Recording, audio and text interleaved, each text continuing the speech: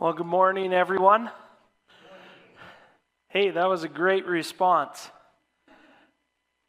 Before I get going, I just a couple words of warning. My message today isn't specifically for mothers, but I would say this. The lady that talked about Irma is actually my mother. And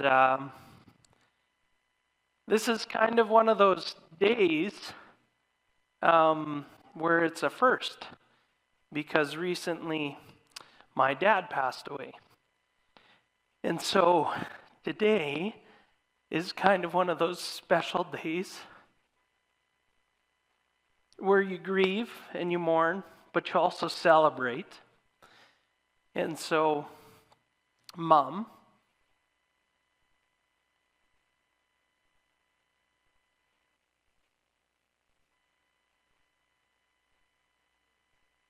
just want you to know how loved you are and appreciated, and what a great mom you've been.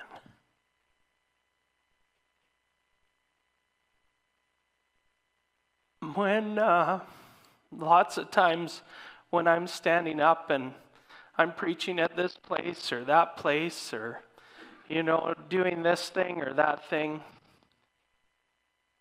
one of the incredible things that I have been able to receive in my life is a really good foundation. Of course, I didn't realize that when I was a kid. And so just a word of encouragement to the parents, that the foundation you put in your kids, first of all, it's important. But second of all, that it will bear fruit in season. And so I want to speak just for a second to any moms that might be discouraged here today, that the Lord isn't done yet.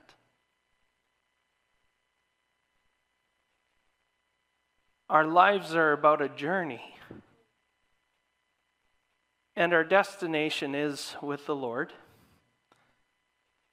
But as your children journey and maybe take turns that you want them to always take and stuff like that, I want to encourage you that the Lord takes your seeds that you've planted in the ground, and as your children grow and mature, that He is going to be faithful. And so I just have a little scripture that I wanted to share that kind of accurately reflects my mom and many of the moms that I know here. And so this is taken from Proverbs 31. It says this: "She is clothed with strength and dignity. She can laugh at the days to come. She speaks with wisdom, and faithful instruction is on her tongue. She watches over the affairs of her household and does not eat the bread of idleness. Her children arise and call her blessed. Her husband also, and he praises her." That right there is a good summary of what my mom represents and what a lot of you in this room represent. And like I said, God is faithful, that in due season, He will do what only He can do, which is draw people to Himself. Our job as parents is to plant those seeds. For those of you that don't know me, my name's Ryan Wiesner. I am the director of Madge Bible Camp, and I did come here today to talk to you a little bit about the camp. I have been doing kind of a tour to different churches, sharing, and you know what?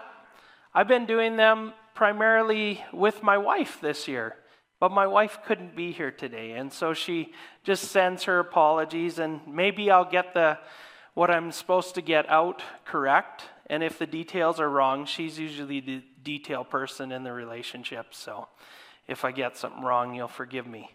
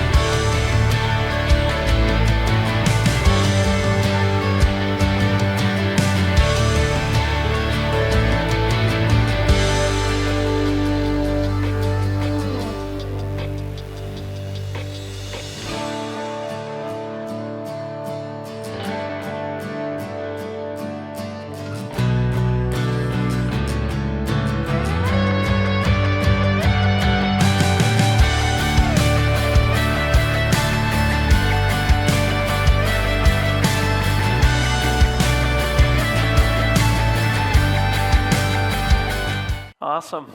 So that kind of gives you an overview of what happened at camp last summer. And we're going to go through that a little bit, but then we're going to look at what's coming up for this summer at the camp. And we're just really excited about what God's doing. Yesterday was Camp Cleanup Day. And so I think we had around 40 or 50 people join us at the camp and do a lot of hard work. And I want to tell you something. When I became director, it was like a lot of well-seasoned veterans that were at Camp Cleanup Day. And I'm just so thrilled that over half of the people that were there were youth and children. And they were raking away and making piles. And at one point, the boys had a competition versus the girls, who could rake up more leaves and whose pile would be bigger and all this other stuff. And my little girl, she's 9 years old, and her pile actually won. But what I didn't know is she was joined by a 10-year-old and an 8-year-old girl. And they just got at it, and that pile was massive. It was like big pile. And she comes up to me afterwards, and she's like, "Dad, what do I get for a reward for raking all them leaves?" And so I said, "Well, maybe you'll have to wait till tomorrow." And so we'll see what she ends up getting. But last year, you can go to the first slide there. Last year, as it was on the video, we had another attendance record. We had over 1,159 campers there. And we had some camps that are really getting over full. And so we've added more camps this next year again. And here's the thing, you guys. It is not a numbers game. It's a life change event where we want to see the kingdom grow and the kingdom built. I love what Reg was praying earlier today, because he prayed for the camp, but then he prayed for all the other camps. We do that all the time at our camp, because we know it's not a competition. We know it's not a thing where bigger and better and all this other stuff. We know that it's about the kingdom being grown by people giving their hearts and lives to Jesus. You know, Kasha was recently sharing about Youthquake and how they had a great time. I want you to know I had a wonderful time with your group, but then with all the other groups that came with us, and it was just awesome. Some young men that had serious conversations with me about their relationship with the Lord. And that's what it's about, is giving them that opportunity to grow and be strengthened and to be nurtured in what it means to follow Jesus, not just right now in the immediate, but for their lifetime. And for those seeds that I was talking about that moms plant, to grow into eternity. Because that's what it's all about. It's about Jesus being honored and glorified, Him being lifted up, and Him drawing people to Himself. And so when you see 1,159 and adding more camps and this and that, it's not so we're busier, so that the kingdom is built. And so we're really encouraged by that. One of the things that we've long had a mandate at our camp is for there to be no empty beds. And that's because every empty bed represents a missed opportunity to tell somebody about Jesus. And so I would love you to join with me. You know, sometimes I talk at churches and they're like, well, how can we practically get involved? Well, here's the thing. If each of us put our net out to our area of influence, and one or two people, maybe a niece, a nephew, a grandchild, maybe a son, a daughter, a neighbor, and we get a vision for them to see and know the Lord. And you bring them to camp. And I've seen lots of your vehicles at camp, by the way, bringing and doing exactly what I'm talking about, where you bring people along with you. But here's the thing, if you know of people that just need to be sponsored to go to camp, we love to partner with you in that way too. We want people to find out about who Jesus is.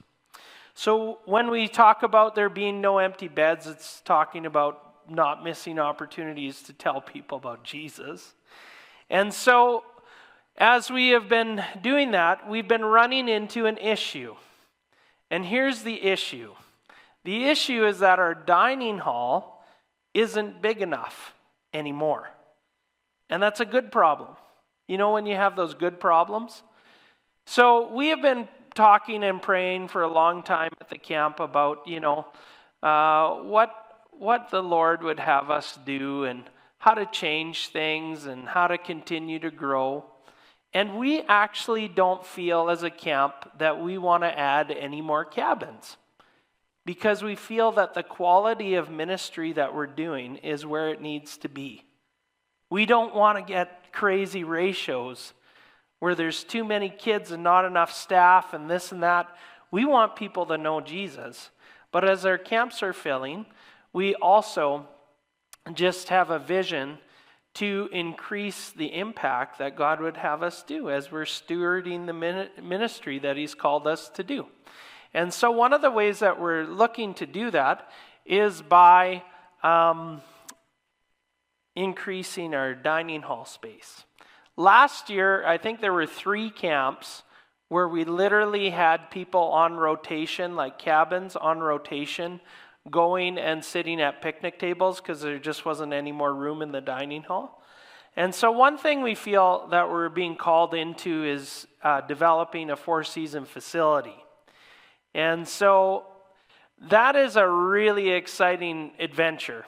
And we don't have a model for you today to look at, but we're getting closer as we talk about it as a board, and we kind of revisit it all the time. And there's a committee that kind of meets together and dreamcasts and all this other stuff about what it might look like. And so part of that is we want to make our dining hall bigger, but we also want to add this 4-season facility so we can increase our impact by being able to offer camps year-round. And so that's one thing we're looking down the line in the future here. Sorry, Sandy, I'm kind of not following the notes very well. You're doing awesome, though. If the pictures don't line up with what I'm talking about, it's not her fault, it's my fault. Okay. Anyways, so that's something that we're looking at. Last year, in terms of capital projects, could we go to that slide? So one back. There we go. We were able to upgrade our doors, our windows, and our decks on all our cabins. And you know when you kind of get used to like a paper on the floor, and you the first day that the paper's there, you think, man, that thing's really unsightly. I got to pick that up. But you just are busy and you're running around and you're doing this and that. Maybe it's seating time and you think, I'll get to that once seating's over. And then, seating's over and that paper's still on the floor and you go, wow, that thing kind of belongs there now, doesn't it? And you kind of just go along your way. Well, that's kind of what our decks were like at the camp. And so we had all these dilapidated decks that really were unsightly, but it was like the paper on the floor. We were kind of used to seeing what they looked like, And so anyways, we had a vision last year to replace our decks, and they turned out awesome. And so more than a capital project, is kind of a maintenance project, but it sure changed the look of the camp, and it sure dressed things up, and we just appreciate. It was so cool, you guys, because I did not know where the staff was going to come from to build these decks and things like that. But the Lord provided. A day before we were, going headlong into spring staff and hopefully getting this project done and things like that, all of a sudden this guy calls me out of the blue and says, hey, you still got room on spring staff? And I'm like, for you, we definitely do. Because I knew his background was construction. Installing doors, windows, decks, framing, all this stuff that we needed at the camp. And so he called and that happened. And then all of a sudden there was a young man who I didn't know from Adam. All I know is he had applied to be at the camp, and he had applied to be a cabin leader. And I kind of, was going through his references and stuff like that, and I had a talk with this young man, and he just seemed like a really genuinely nice guy. Anyways, we invited him to come down to camp, and again, I hadn't met him or anything like that. I didn't really know too much about him, and he was going to help with spring staff, and then he was going to be a cabin leader in the summer. When I met the guy, as I was talking to him, I said, what are your skills, interests, different things like that? He says, well, I don't know if this matters, but my dad, he owns a construction company, so I did that all my years growing up and stuff like that. And I'm like, so now we have 2 construction guys in one day. Then there was a young lady who decided she was going to come, and her background is construction too. And this young lady would run those boys in circles and run them ragged because she's just such a hard worker. And so all of a sudden we have this amazing construction crew to install these doors, windows, and these decks that we didn't know how it was going to happen, but God did, and He's faithful when He calls us to do something, that He is a waymaker, and He provides the means, the resources. He's just such an amazing God. I wish I had time to tell you all the amazing ways that I see God move and all the amazing ways that I see God provide, but that's just one, small way, We talk at the end of camp about, significant spiritual conversations. And we had lots of those last summer. I wanted to tell you about one of them. It started out rough. It started out kind of bad. There was a young man on the wide game field. That's just a big game that we play with all the campers at one time. It was a teen camp. And this one young man did something to somebody else that he shouldn't have done. And there was is actually same age brother that was at the camp that heard what this young man did to this other person. And brother came in to defend the honor, and they end up fighting. And I hear about this fight that's happened not once but twice. It kind of started one spot and then moved to another spot. And these cabin leaders that we got, they're like, what's going on? And so anyways, I'm been called to my office now. And during that day, there was already 2 or 3 other incidences and stuff like that where I was just kind of this is the end of the day would be nice to come about now. But then I get told, there's a fight, and you got to go deal with it in your office. And so I said to this one guy who is a first-time cabin leader with us, when he was a camper at his Bible camp growing up, he didn't have a very good experience, and so he wasn't sold that he wanted to be there, but he's like, okay, I'll give you 1 week, and I'll come and I'll be an assistant basketball coach at your sports camp and stuff like that. And so he was helping out in a cabin and helping to do this sports camp with us. And anyways, he ends up in the middle of this argument, fight between these two guys. It was more than an argument. And he's sitting there probably thinking, what did I get myself into? You ever been in that situation where you're thinking, what did we get into here? Anyways, I'm walking towards the office and I'm just praying and I'm like, God,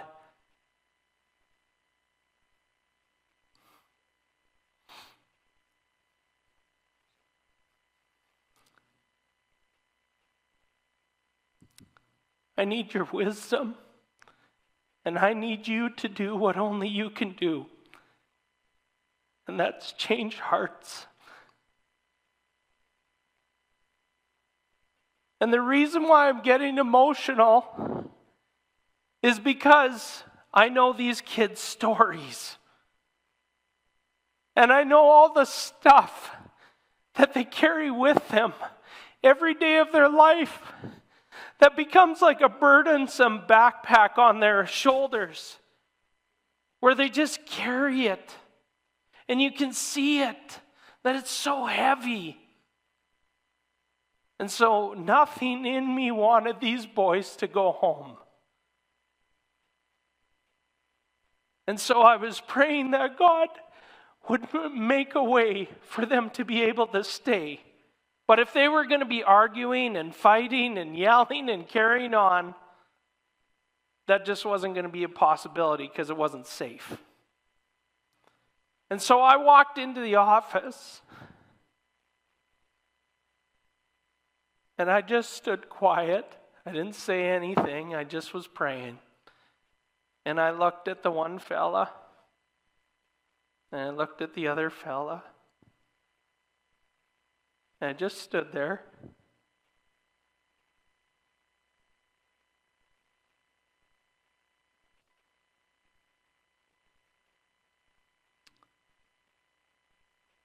The one fella started tears. rolling down his cheeks. His story is that he's been a foster kid for as long as he can remember. He's been bounced around from home to home.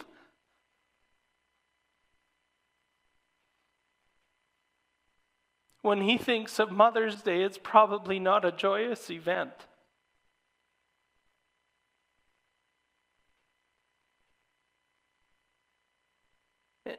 The one thing that's kind of remained solid in his life is every year he somehow ends up at our camp.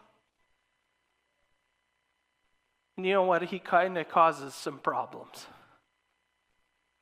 But that's okay.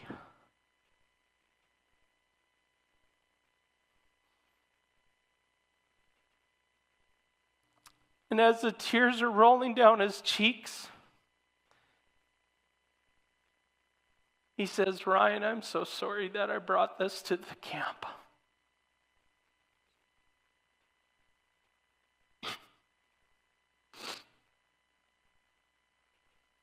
And upon hearing what this young man was saying, the other fella starts crying.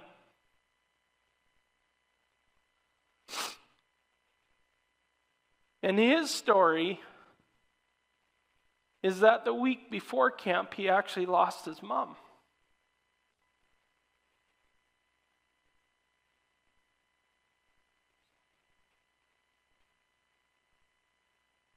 I don't think too many people at the camp knew that, but I did. And he chose to come to camp. In the midst of this hard situation, and his emotions got the better of him, and he started to grieve in a not helpful way. And so you have these two hurting young men.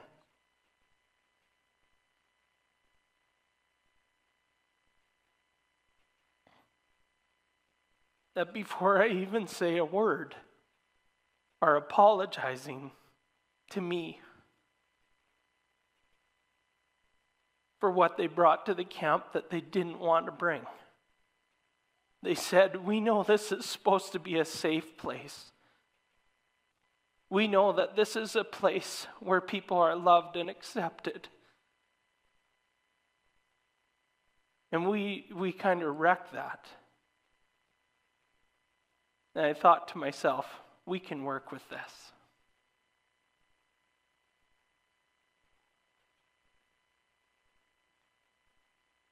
As we're going along and I'm talking to these young men, and I said, "Would you mind if we shared each other's stories?" And these two guys that were fighting 5 minutes ago are now sharing their stories and their hurts with one another. And I look over at that cabin leader who wasn't sure that he wanted to be at camp, and he is now bawling.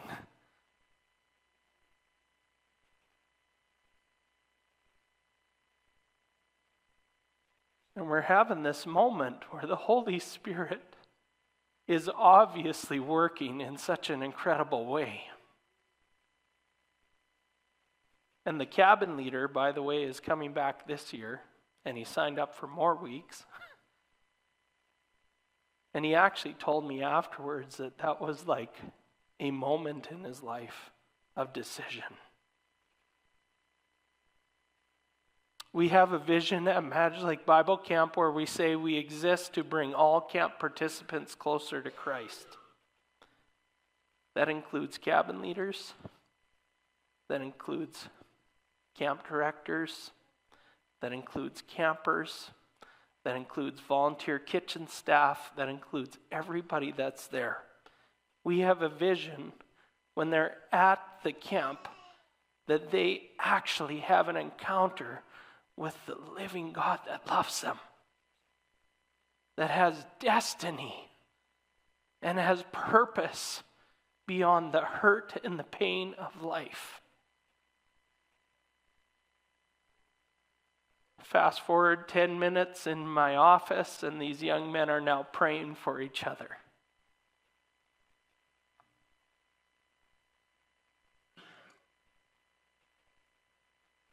When we say significant spiritual conversations, that's just a bird's eye view of what we see. As a hard situation. But oftentimes in our life, doesn't God take the hard situation and use it for good? He is a good and faithful Father. He is a good and faithful God. And as we just faithfully do what's in front of us today to follow after him, he will touch lives. He will touch our life. He will touch our situation. The answer we get sometimes when we pray about stuff is definitely not the answer that we hope for. But lots of times, when we can look back in the mirror, called hindsight, or it's 2020, we see the hand of God through all of that. You guys, I'm kind of making a mess of this today because I feel like I'm supposed to share some stories with you. But I really want us to be encouraged that when I'm sharing about the camp, it's about people.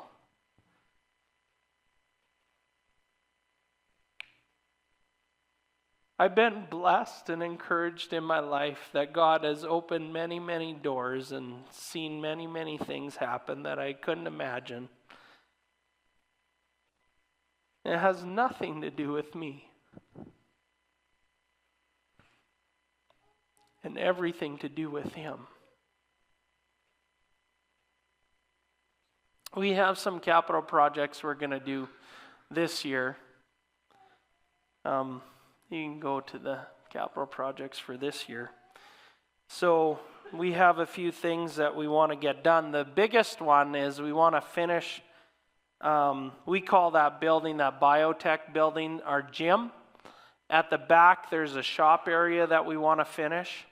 And we've got some plans and different things like that. And we're working with the engineer hopefully soon to get those kind of finalized. And then we're going to be building a new shop and then a mezzanine area. The shop itself that we're proposing is 28 by 40. So it's not a huge area, but it's going to be a much needed upgrade for the camp as we continue to grow and just see things happen. And then the mezzanine area is going to be just incredible. The second thing there is some shipping containers. So we had a vision to get some shipping containers and stuff. And I was actually sharing at another church recently, and we had a vision for one sea can for the stables this year. And when I got done talking, somebody came up to us and said, I'm not going to buy you one, I'm going to buy you two.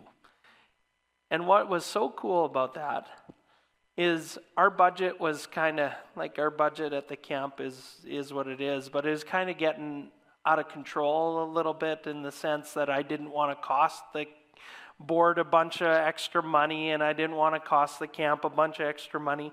But in my heart of hearts, I always wanted two sea cans because I had a vision. One would go really well over here and one would go really well over there.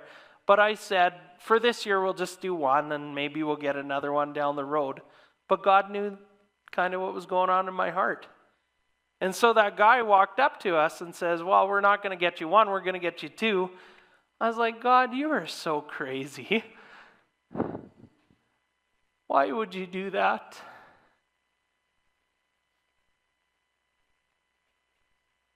Crying about capital projects. Anyways, next one is we're going to finish some more decks and we're going to do some upgrades to our sound system. There's several ways that you guys can get involved with the camp. And you can go to that slide. First of all, we ask you to pray. You can go to the next one. We ask you to, and the next one. We ask you to pray. And that is like one we want you to really take to heart. At the back over there, there's some cards. And these cards are kind of on the back side are dates and rates and all the different camps that we have. On the front side is our theme, which is taken from the book of Genesis, which is the story of Joseph. And the theme is actually stand out. Because we want to encourage the youth and the young adults. We want to encourage the kids what it means to stand out for the Lord in their generation. You guys, it's tough being a kid these days. There are so many pressures and there's so much on them that just wasn't there when I was a kid. And we need to be praying for our youth, for our children, for our young adults, that as they are making foundational decisions, that they will know what it means to stand out in their generation, to follow Jesus with not just a little bit of them, but all in, every part of their heart and life. This is what I'm finding as a youth pastor. For those of you that don't know, I'm also a youth pastor, but here's what I'm finding out, that if they're kind of not all in, it's a slippery slope. Even more so than it has been in the past. It's always been a slippery slope. But you guys, we want to teach them what it means to stand out for Jesus. So I would love if you took one of these cards home with you. And I'd love it if you would pray about who to share it with. But if you want to, you can even take 2. And here's why. Share it with somebody, but also put it on your fridge. And that's going to be a reminder to pray. Every time you see it, just pray. Pray that the kingdom would be built. Pray that hearts and lives would be impacted by what we're doing. Because at the end of the day, we don't want what we're doing not to be bathed in prayer. We don't want what we're doing not to be upheld by a community of faith that is much, much larger than just the camp. Again, we want all the nets in the water.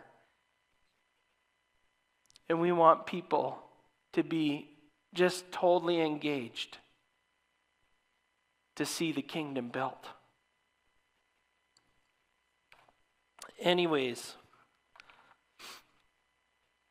so take one of those postcards home. Become a summer missionary. You can join our team. We are getting more and more applications all the time, but there's still some spots available. One position that I would like to talk about for just a minute is that we have an assistant director position that actually opened up. One of our longtime people that have served at the camp with me, and I've actually worked with her since she's 16 years old. She's now, I'm not going to tell you how old, but she's older. But her name's Kendra, and she actually recently decided that she's going to move in a different direction in her life, and we bless her and encourage her, and we know that she's done just an incredible job, and she's pretty hard for her shoes to be filled, but we don't need her shoes to be filled. We need the next person that God has in mind. And so we're looking for that assistant director position. So if you know of anybody or you have some ideas, please come talk to me. Another one is volunteer at the camp. We always need cooks, we need maintenance people, we need nurses. We need people just to be there.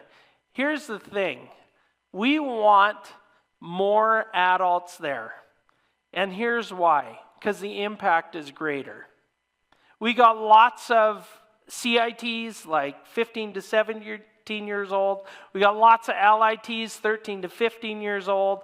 We got lots of people over at the stables that are doing their thing. We've got lots of people that are doing their day camp thing. But you guys, I can't be everywhere.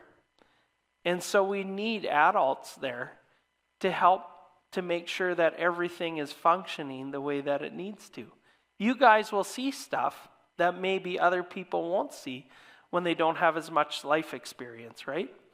And so when we're saying cooks, maintenance, nurses, we're serious. We want you guys to be part of the team. We want you to be part of what God is doing. And we understand that it's not just at Madge Lake Bible Camp, it's all over the place.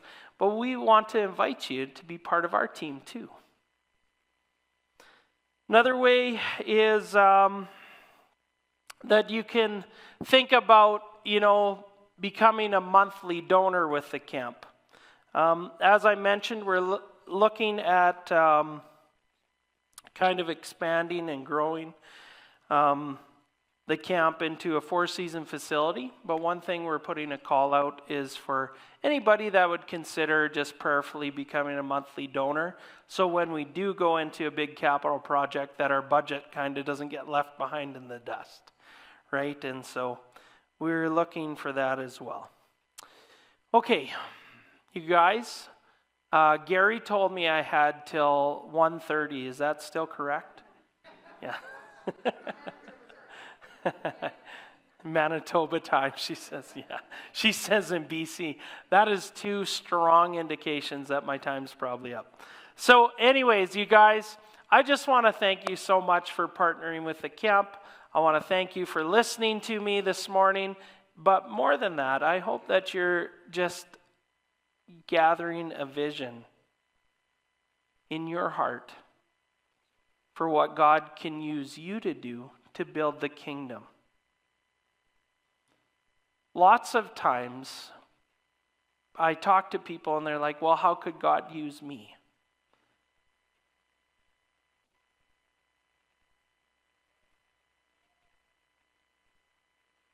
God wants to use you. Lots of times the question is actually, are we willing? And I would just encourage you, even if it's for one day, be willing. See what God can do with that. Thanks so much for letting me come today. God bless you guys.